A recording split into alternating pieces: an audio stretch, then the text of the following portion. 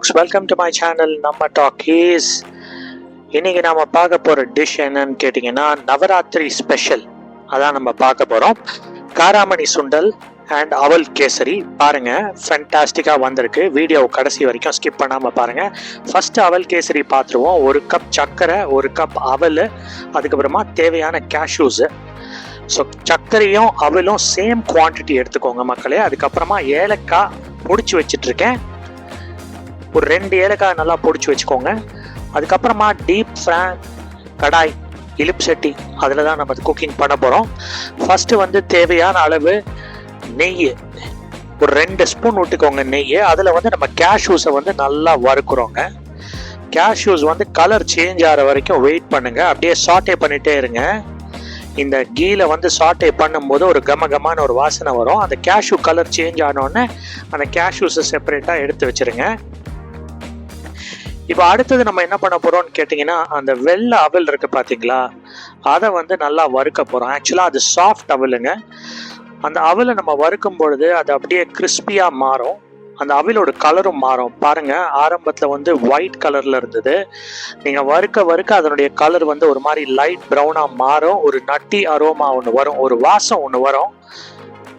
So அதுதான் உங்களுக்கு indication இந்த நேரத்தில் வந்து ஸ்டாப் பண்ணிக்கணும் அப்படின்னு. கையில் எடுத்து பாருங்க, நல்ல கிறிஸ்பியாக இருக்கும்.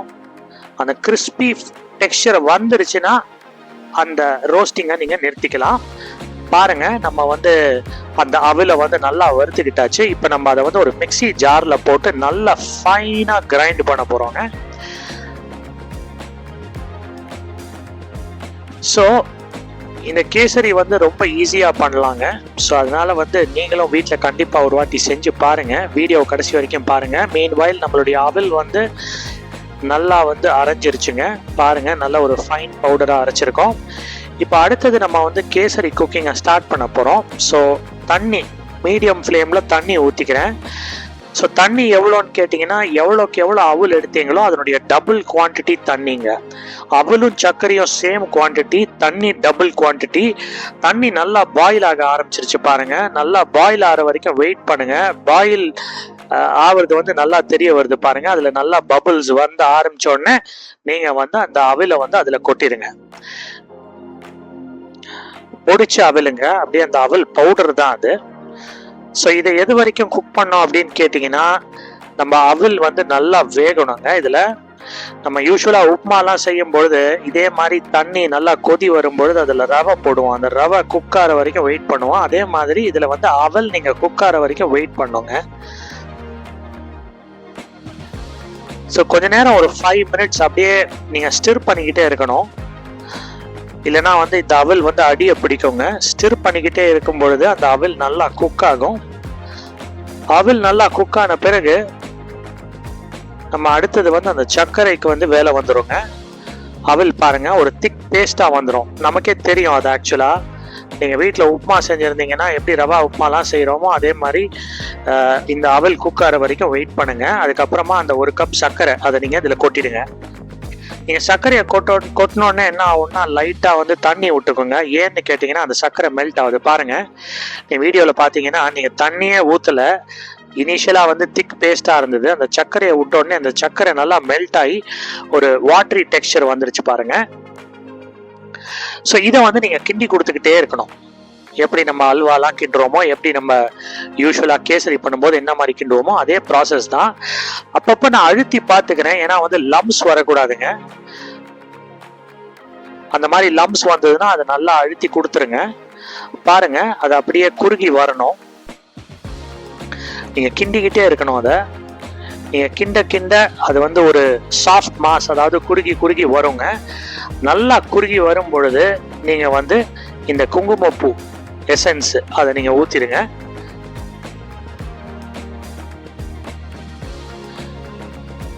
குங்குமப்பூ எசன்ஸும் ஊற்றலாம், கேசரி எசன்ஸும் ஊற்றலாம் நீங்கள். அதுக்கப்புறமா தேவையான அளவு நெய்ங்க.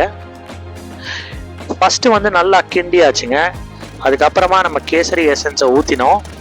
அதுக்கப்புறமா மறுபடியும் நெய் ஊற்றுறோங்க. நெய் ஊற்றின பிறகு இன்னொரு வாட்டி இதே ப்ராசஸை ரிப்பீட் பண்ணுங்கள். நான் வீடியோவை ஸ்பீடப் பண்ணியிருக்கேன்.